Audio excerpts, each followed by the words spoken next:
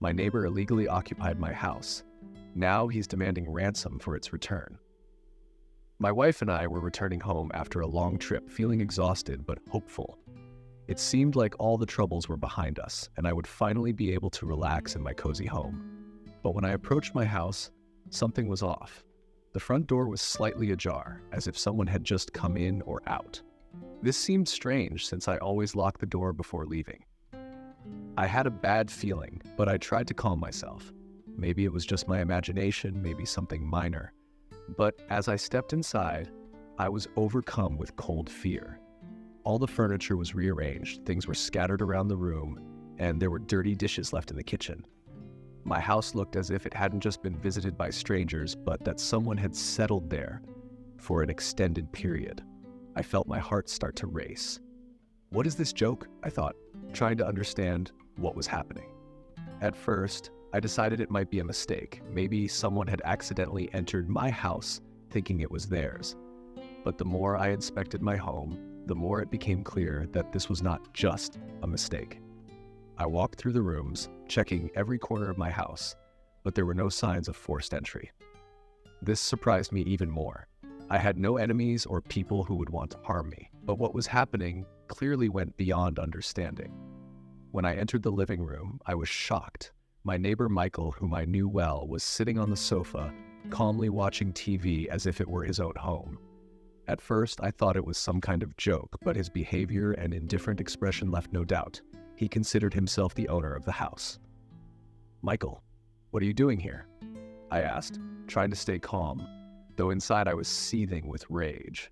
He looked at me as if nothing had happened and replied, "Oh, Dan, you're back? I just used your house while you were away. I hope you don't mind."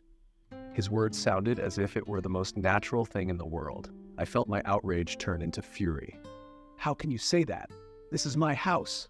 I exclaimed, trying to hold back my anger. But Michael remained unperturbed, which only frustrated me more. "Calm down, Dan," he said, raising his hands as if trying to soothe me. "I don't intend to stay here forever, just temporarily. I had some financial issues and I thought this was the best solution." His calm manner of speaking only added fuel to the fire. I was stunned. How could he so easily move into my house without my permission? And what did temporarily mean? It seemed like a brazen attempt to take over my home. My mind was racing with questions, but one thing was clear. I couldn't let this continue. "You need to leave immediately, Michael," I said, trying to keep a calm tone, but feeling my hands start to tremble. I wasn't prepared for this situation, and it had truly shocked me. I had always considered my home my fortress, but now I felt vulnerable. Michael looked at me with a slight smile on his face as if my demand was ridiculous. "Dan, you're overreacting," he said, not taking his eyes off the TV screen. "It's just a house. We can work something out." His words hit me like a punch to the gut. Just a house? My home was more than just four walls. It was a place where I felt safe, where I kept my memories and belongings that were valuable to me. And he dared to say it wasn't important? I began to feel fear turn into anger.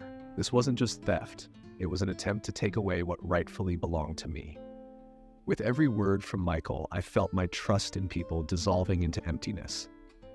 "Michael, I'm not joking," I said, trying to steady myself. "You need to get out of my house immediately. If you don't, I'll call the police." I tried to sound confident, but inside I was shattered. He only smiled as if my threat was absurd. "The police? Dan, let's not make a drama out of this. I already told you it's temporary. I don't intend to stay here forever." I felt myself losing control of the situation. My home, my place of peace and safety, now belonged to someone else, and I couldn't do anything about it. I felt rage and despair beginning to consume me. Every step I tried to take seemed futile. Michael was calm and self-assured, as if he knew something I didn't. It made me doubt myself and my ability to resolve the situation. I decided not to panic and to take control of the situation. I went to the bedroom to check if everything was in place. But when I opened the door, my heart stopped. All my belongings were thrown out of the closet, clothes scattered on the floor, and there were strangers' suitcases on my bed. I could no longer tolerate the situation. This wasn't just an act of audacity, it was the brazen attempt to destroy my life. I felt anger surging through me, but at the same time, I knew I needed to act carefully. I returned to the living room, trying not to show my true emotions. "Michael, do you realize what you're doing?" I asked, trying to sound as calm as possible. "This is illegal. You can't just move into someone else's house."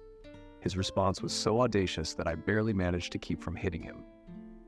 "Dan, let's not dramatize things," he said again. "I'm sure we can find a compromise." I felt my patience snapping. "A compromise?" I asked, struggling to control myself. "You want me to give up my home so you can live here? That's ridiculous." Michael looked at me, his eyes remaining cold and indifferent. "Dan, I'm only asking for a little time. I have nowhere else to go. Give me a week and I'll find a new place." I felt like I was losing control over my emotions. This was madness. My home, my place of peace and safety, now belonged to someone else, and I couldn't do anything about it. I felt my hands starting to tremble. I needed to do something to regain control of the situation, but I couldn't figure out how to proceed. Michael was brazen and self-assured, as if he knew I wouldn't be able to force him out. "Michael, you need to understand," I said, trying to stay calm. "This isn't your place. You can't stay here. If you don't leave, I will have to take decisive action." He simply shrugged, as if it didn't bother him at all. "Do whatever you want, Dan," he said, not taking his eyes off the TV, "but I'm staying here for a week." I realized that arguing was pointless. Michael was ready to conflict, and it scared me. I had never been good at conflicts, always trying to avoid them, but now I was facing something beyond my understanding. I decided not to act in haste. I needed to find another way to get Michael out of my house. But inside, something had broken. I felt like I was losing faith in people, in justice, and even in myself. I decided to leave the house and cool off. It was a difficult decision, but I knew that if I stayed, I might do something I would later regret. I felt powerless and shattered. Stepping outside, I took a deep breath of fresh air, trying to calm my nerves. My life had suddenly been turned upside down, and I didn't know how to set things right. I was in despair. I decided to go to friends and ask for their advice. I needed support that I couldn't find within myself. But even talking to them, I felt that the situation was spiraling out of control. "Dan, you need to contact the police immediately," one of my friends said, but I felt that wouldn't help.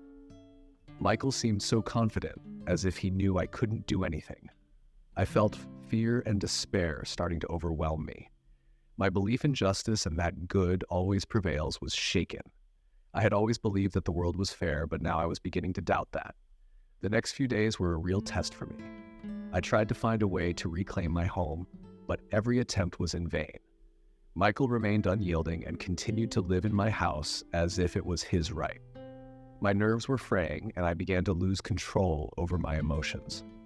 I felt trapped, as if my own home had become a prison I couldn't escape. I started to realize that this conflict was threatening not only my home, but also my mental stability. Every day that I returned to my house became harder and harder. My life had turned into a nightmare. I started losing hope that the situation would resolve in my favor. It was no longer just a matter of getting my home back. It was a matter of whether I could find the strength to fight until the end. I decided I needed to take a step back and reassess my actions. I couldn't continue living in this chaos. I needed to find a way to regain control of my life. But one thing was clear: this conflict had changed me. I could no longer trust people the way I used to. And even though I didn't know how this story would end, I was ready to fight until the end. After recovering from the shock of finding out that my neighbor had taken over my house, I decided to confront the situation.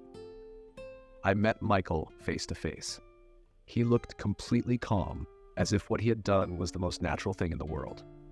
When I asked him why he decided to move into my house, he simply said that he was facing serious financial problems, and this was his only option. He assured me it was temporary, that he just needed time to get back on his feet. But then Michael did something I never expected. He claimed that I could get my house back, but only if I paid him a certain amount of money. It was an outrageous sum, which he called a ransom. I couldn't believe my ears. The neighbor who had seemed normal to me for years was demanding a ransom for my own house. It felt like I was trapped in a terrible nightmare with no escape. I was so angry and frustrated that I could barely speak. But at the same time, I knew I couldn't just give up. I couldn't allow Michael to stay in my house and dictate the terms. I gathered all my strength and told him I would go to court if he didn't leave my property immediately. But Michael just smiled in response. He said he knew all the loopholes in the law and that the legal process could drag on for months, if not years. Feeling completely hopeless, I went home and told Sarah everything. She was as shocked and dismayed as I was. We both couldn't understand how this could happen and what we should do next. We decided to seek legal help immediately. We consulted with several lawyers, but they all said the same thing. The legal battle could take a long time, and we needed to be prepared for a prolonged fight. This became a terrifying ordeal for us. We couldn't sleep at night, constantly worrying about what might happen next. Meanwhile, Michael continued to live in our house as if nothing had happened. He even tried to be friendly when he saw us on the street, but we avoided any contact with him. We knew he was dangerous and wouldn't stop until he got what he wanted. One time, we tried to talk to other neighbors to see if they could help, but most either didn't know what to say or didn't want to get involved. It seemed that Michael had expertly isolated us, leaving us alone with our problems. This only intensified our sense of despair. We didn't know who to turn to or where to find support. Over time, the situation began to affect our relationship. Sarah and I fought constantly about what to do next. I felt like a failure for not being able to protect our home, and she felt powerless in the face of a seemingly hopeless situation. We drifted apart and our marriage began to crack. In search of a solution, we reached out to a detective we had been recommended through work. I explained the whole situation to him and he promised to help as much as he could. He advised us to start gathering all possible evidence that Michael had illegally taken over our house. We began by documenting all our meetings with him, recording his presence in our home, and even involving a few witnesses who could corroborate our story. But even that didn't give us hope for a quick resolution.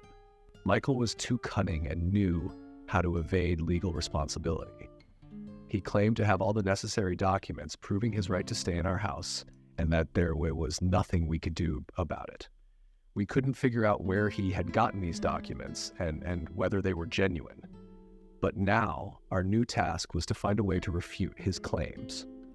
We realized that Michael was not just a neighbor who had decided to take advantage of our absence.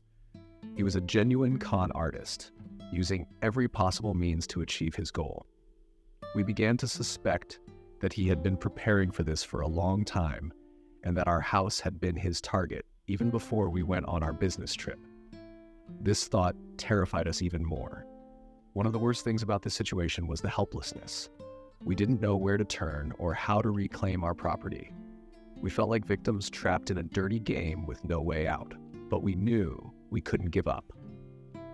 This house was our home, the place where we planned to spend our lives, and we couldn't let Michael take that away from us. As time passed, the situation only worsened. Michael began to put more pressure on us, threatening that if we didn't pay the ransom, he would sell the house to another buyer. He knew that we couldn't afford to lose this house and use that against us. We were backed into a corner and saw no way out. I began to feel that we were fighting not just with Michael, but with an entire system that protected fraudsters like him. We started considering options for contacting the media to draw attention to our situation, but that could only complicate matters further, and we weren't sure if it would help. Meanwhile, Sarah started exploring all possible legal options. She read about similar cases, consulted with lawyers, and looked for ways out of this trap. But every time we thought we had found a solution, a new obstacle appeared. Michael was unpredictable, and we didn't know what else he might do. We started to realize that this fight could take months, if not years. We weren't prepared for that. We felt exhausted and broken, but we couldn't afford to give up. Michael kept pressuring us, and we knew he wouldn't stop until he got what he wanted. In moments of despair, I began to think about how far we were willing to go to get our house back. I knew we had to fight, but I also knew that this fight could cost us everything we had. I saw how Sarah was suffering, how she had lost faith in herself and in our future, and I understood that we couldn't continue living like this for long. One day, when we were almost losing hope, we received unexpected news. The lawyer we had consulted found a weakness in Michael's documents. It turned out that some of them were forged, and this could be our saving grace. We began to prepare for the court case with renewed energy, hoping that this would be our chance to reclaim what was rightfully ours. We knew that a tough battle lay ahead, but now we had hope, and this hope gave us the strength to keep fighting. We knew that Michael wouldn't stop, but we also knew that we had a chance, and we were ready to do everything possible to get our home back. This court case could be the turning point in our lives. We couldn't afford to lose. We were determined to win, and now we had a plan. Michael might have all his tricks, but now we knew he wasn't as invincible as he seemed, and we were ready to prove it. Sarah and I felt cornered. We each had our own fears and doubts, but one thing was clear: we couldn't give up. We turned to Detective Gray, who had been recommended to us by friends. He was a seasoned professional who seemed to have seen it all. We explained the situation with Michael and his ransom demand for our house. Gray listened carefully and immediately took on the case. His professional approach gave us hope, although we knew that many challenges still lay ahead. Attorney James, whom we also consulted, was very experienced in real estate matters. He reviewed Michael's documents and immediately noticed several suspicious elements. Some signatures appeared to be forged, and the dates on the documents didn't match other official records. James was confident that Michael's documents could be challenged in court, but this required time and thorough preparation. We needed to gather more evidence to prove that Michael was a fraud and his claims on our house were false. Over the following weeks, Gray actively pursued the investigation. He interviewed neighbors, collected testimonies, and tried to find any traces that could support our suspicions. Gray discovered that Michael had recently opened several shell companies through which he could have obtained documents for our house. This was a shocking revelation that confirmed Michael had been planning this for a long time. We realized that he wasn't just a neighbor taking advantage of the situation, but a professional con artist who knew how to deceive the system. Each day, I felt the situation pressing on me more and more.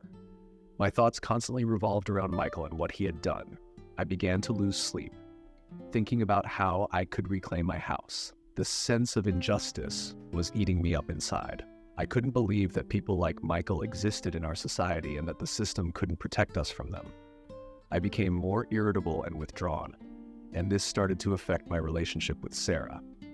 Sarah, in turn, tried to support me, but I could see that she was increasingly distressed each day. Our conversations often ended in arguments, which only intensified my feeling of hopelessness. I began to wonder if I had made a mistake by going to court. Maybe it would have been better to just pay Michael the ransom and try to get our lives back on track. But every time I thought about it, I felt revulsion towards myself. I couldn't allow myself to give up in front of such a scoundrel. Meanwhile, Michael continued to manipulate the situation. He constantly changed his stance, pretending to want to negotiate with us, only to then make new demands.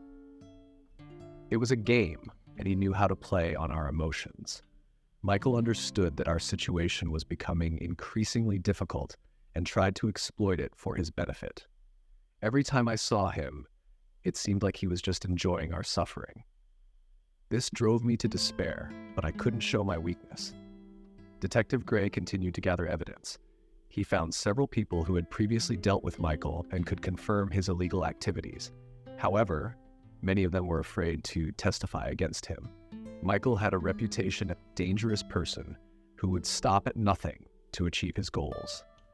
This only intensified our sense of helplessness. We realized that we were fighting not just for our home, but for our safety as well. One day, when we met with James to discuss our next steps, he advised us to prepare for a long and grueling process.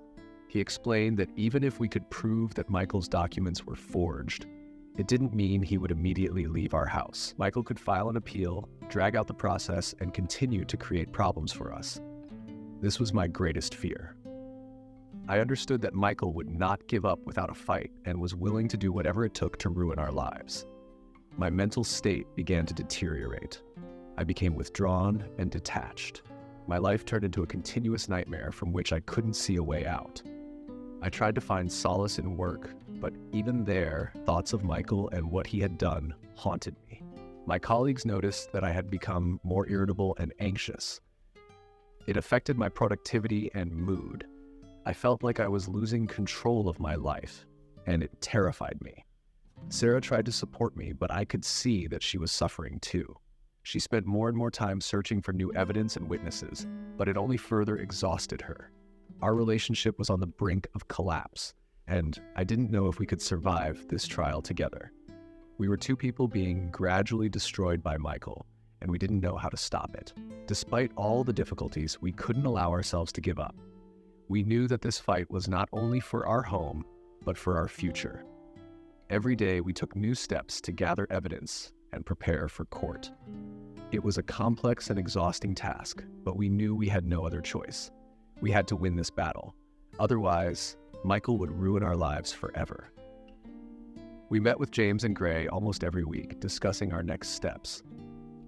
They were confident that we had a chance to win the case, but warned that it could take a lot of time. It was hard to hear, but we were prepared for anything. We knew that Michael would not stop, but we couldn't allow ourselves to give up. It was a war, and we were ready to fight until the end. Michael continued to apply pressure. He started spreading rumors among the neighbors that we had supposedly sold him the house and were now trying to illegally reclaim it. This only intensified our isolation. Some neighbors began to avoid us, while others openly supported Michael. It was humiliating and painful, but we couldn't allow ourselves to break down. We knew that the truth was on our side, and that sooner or later we would be able to prove it. I began to think about how far we were willing to go to reclaim our home. I knew we had to fight, but I also understood that this fight might cost us everything. My life was on the brink of collapse, and I could see Sarah losing hope. I didn't know how long we could withstand this pressure, but I was prepared to do whatever it took to protect what was ours.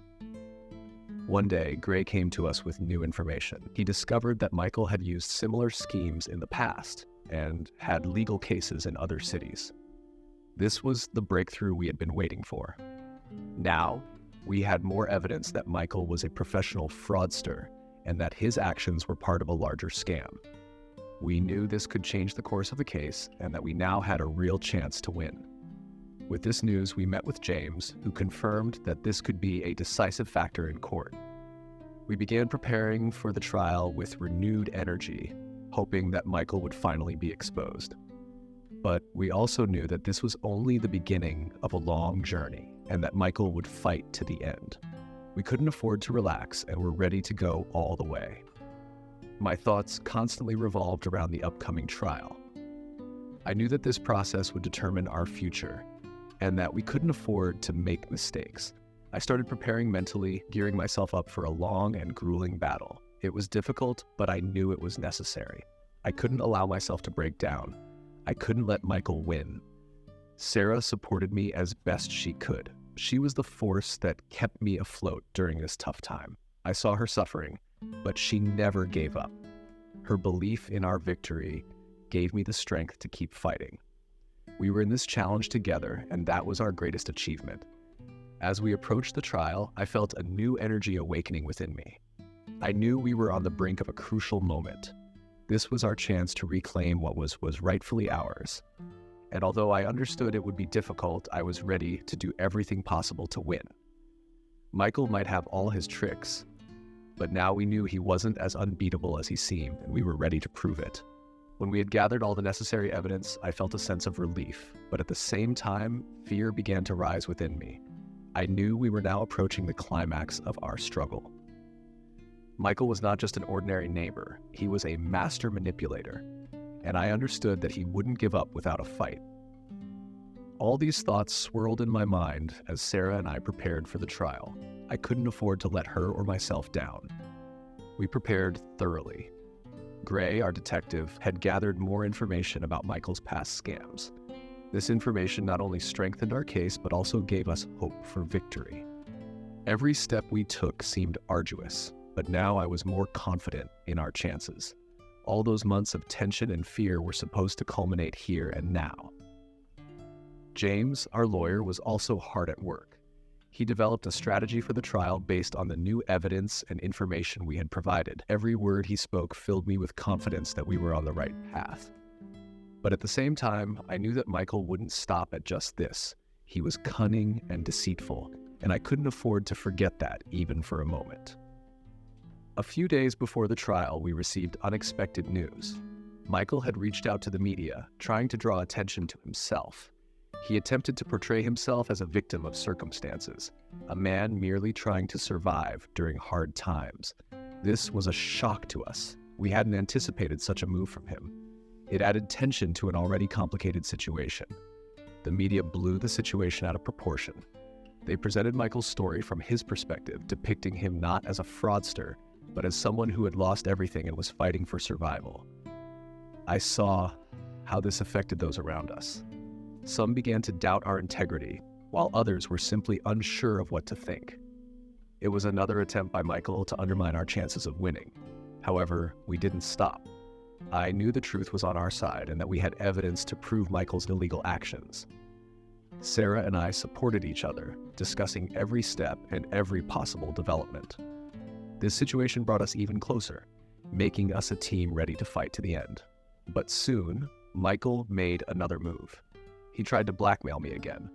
This happened the day before the trial. He came to our house acting like an ordinary neighbor as if nothing special was happening. But I knew he was there for a reason. His calm smile and self-assuredness made me wary. He offered a deal. He said he would give up the house if I paid him a large sum. I looked at him and felt a surge of anger rising within me. I was ready to tell him that I would never agree to this, that he wouldn't get a single penny from me. But he continued, saying that if I didn't agree, he would do everything in his power to ruin my reputation. His words were cold and soulless. I felt a wave of rage building. I wanted to hit him, wanted him to feel at least a fraction of the pain he had caused us. But I restrained myself. I knew that was exactly what he wanted, for me to lose control and make a mistake. I couldn't let him win this game. I took a deep breath and told him I wouldn't negotiate with a fraudster. His smile faded. I saw something new in his eyes, fear. Maybe he realized his time was running out. Maybe he understood that we were truly prepared to go to the end. But he didn't show it. He merely nodded and left, leaving us in tense anticipation of the next day. The next morning, I woke up earlier than usual. I couldn't sleep. I felt that this day would determine everything, our victory or defeat. Sarah was by my side, supporting me and reminding me that we had come a long way and couldn't stop now. Her words gave me strength and confidence. I knew I couldn't afford to give up. The courtroom was crowded. The media, which supported Michael, were also present, trying to find any moment to distort our words. But we were ready. James began his presentation, laying out our evidence and exposing Michael's true nature. He masterfully presented each argument, every fact we had gathered over these months. I saw the tension in the room rising.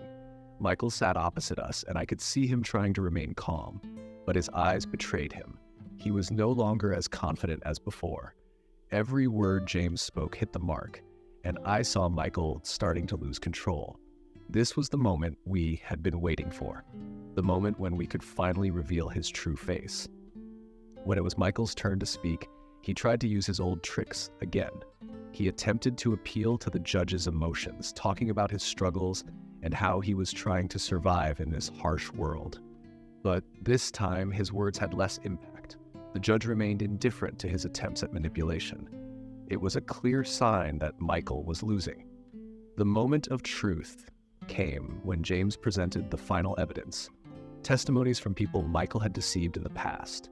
They were ready to testify against him, exposing his scams in other cities. This was the final blow that Michael couldn't recover from. His mask fell, and the real Michael, a fraudster and manipulator, was exposed to everyone. When the judge announced a recess, I felt the tension begin to ease. We were close to victory. But at the same time, I felt that it wasn't over yet. Michael was desperate, and I knew he would try something else to save himself. But now I had the confidence that we would win. He no longer had the power to break us. After the recess, the judge announced the verdict. He found Michael guilty of illegally seizing our home. It was the moment we had been waiting for. I felt a sense of relief when I realized that this nightmare was finally over. We had won. But at the same time, I felt that the fight was not yet finished. Michael was fully exposed, but I knew he wouldn't stop until he was completely defeated. As we exited the courtroom, the media pounced on us with questions. They wanted to know our reaction, our plans for the future. But I wasn't ready for conversation. I wanted only one thing: to get our home back and return to a normal life. Sarah supported me, and we walked through the crowd of journalists together, not answering their questions. I saw Michael standing aside, surrounded by journalists trying to get his version of events. But he had nothing left to say. His game was over, and now he was the one who had lost. I looked at him and understood that our paths would not cross again. He had lost, and now it was time for us to return to our lives and rebuild what had been destroyed. This day was a turning point in our lives. We had won, but I knew Michael was still out there. He was desperate, and I couldn't allow myself to relax. I knew our fight was not over. Michael was exposed, but he wouldn't stop until he took revenge for his defeat. And I was ready for that, ready to continue the fight, protecting what was mine and our family. After the verdict was announced, I felt a tremendous sense of relief, but also a drop in energy. Michael no longer had any reason to hope for a positive outcome. However, I understood that this was not the end. He was cunning and ruthless, and I knew he might attempt any manipulations to avoid punishment. In the days following the trial, we received numerous phone calls from journalists, lawyers, and even just acquaintances. Everyone wanted to know more about our experience and how we managed to win in such a difficult situation.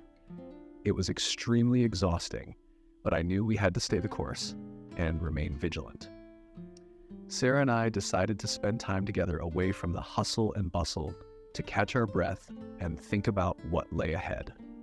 We went to a lake where we relaxed in silence and tranquility. It was a moment when we could take a break from everything that had happened and think about how we could rebuild our lives. But our peaceful retreat didn't last long. Michael appeared in the news again, announcing an appeal. It was like a punch to the gut. He attempted to overturn the verdict, claiming that the judicial system was biased. We were shocked by this, and I felt my heart tighten with fear once more. Our entire struggle could be repeated, and I didn't know if we could endure another wave of stress.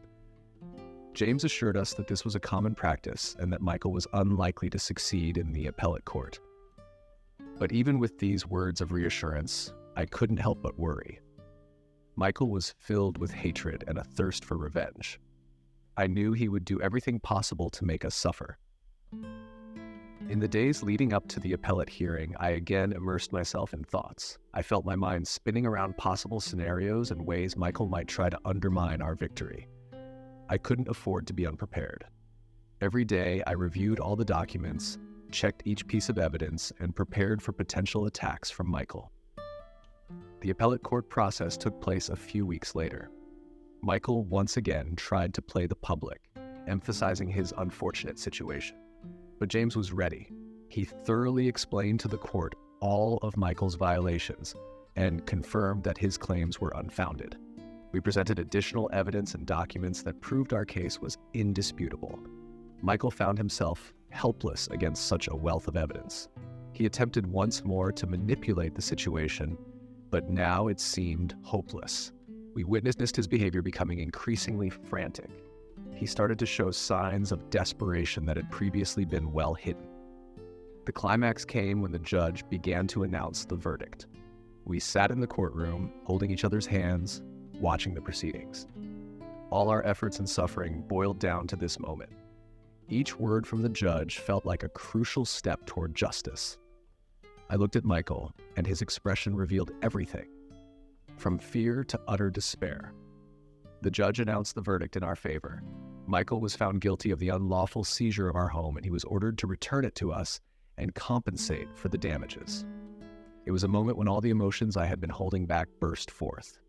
I felt the internal tension finally relax. We had won, and it was more than just a victory. It was a higher form of justice.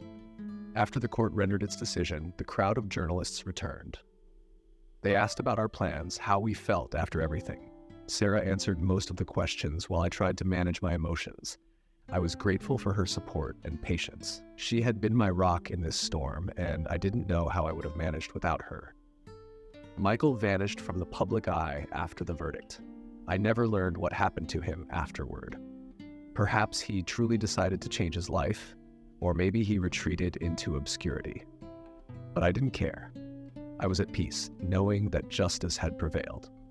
Sarah and I returned to our home. Our property was restored, but the wounds we had endured remained. We began to rebuild our lives, working on mending the connections and memories that had been torn apart by this conflict. It was a long and difficult road, but we walked it together. This experience taught me many lessons. I realized how important it is to have faith in oneself and support from loved ones. I learned that even in the darkest times when everything seems to be going wrong, it is crucial to keep one's head up and fight until the end. And I was ready to continue fighting for what was right, despite all the hardships. After weeks of exhausting court proceedings and endless nightmares, we finally received the court's decision. Michael was found guilty of the unlawful seizure of our property. It was the long-awaited moment of justice, but instead of feeling triumphant, I felt the weight of it on my shoulders. The days following the verdict were filled not only with relief, but also with deep emotional fatigue. My mind kept returning to everything that had happened, and I relived those difficult moments once again. Restoring our home was the first step toward returning to normal life. I remembered how it all began. Our dreams of a cozy home, the warm evenings we had planned to spend together. Now, as we could return, I felt that this house was no longer just a house. It had become a symbol of our struggle and our recovery. Even in its restored state, our home bore the marks of our battle. Every corner reminded us of the horrific days we had endured. Returning home became a kind of ritual for us. We started with simple tasks, unpacking boxes, checking everything that remained in our house. Sarah and I worked together, trying to cope with our emotions. It was a cathartic experience, but also a challenging one. I understood that the process of recovery could take a lot of time and effort. Despite the physical restoration, our souls were far from healed. The process had left deep emotional wounds. I often felt that we had lost a part of ourselves during this conflict. The psychological stress we faced affected our well-being and our relationship. We became more sensitive to each other, but also more cautious. It was important to understand that our relationship also needed healing. We decided to see a therapist to deal with what we had been through. This step helped us better understand each other and learn to solve problems together. It was a long road, but we knew it was necessary for our recovery. Over time, we managed to find new interests and passions. We went on trips, visited new places, and created new memories that were not related to the conflict. This helped us regain the joy of life and find new meaning. Our struggle with Michael changed us, but it also gave us a new perspective on how true happiness and peace can be found even after the greatest hardships. I learned to appreciate moments of peace and joy more than ever before. I realized that fighting for your rights is not just about winning in court, but about finding the strength and determination within yourself not to give up. I believe that anyone can overcome any difficulty if they maintain faith in themselves and have the support of loved ones. I want to share our story with you so that you know that even in the darkest moments, there is always a path to light. I hope our experience serves as an example of how to overcome difficult situations and rebuild your life. Never lose faith in justice, and do not be afraid to seek help when needed. If you have similar stories or have gone through something like this, share your experiences in the comments. Your stories may inspire others and give them the strength to cope with their own difficulties. Also, don't forget to subscribe to our channel so you don't miss any new compelling stories. Thank you all for your support and patience throughout this process. We were able to get through this together, and I hope you too find your way to justice and recovery.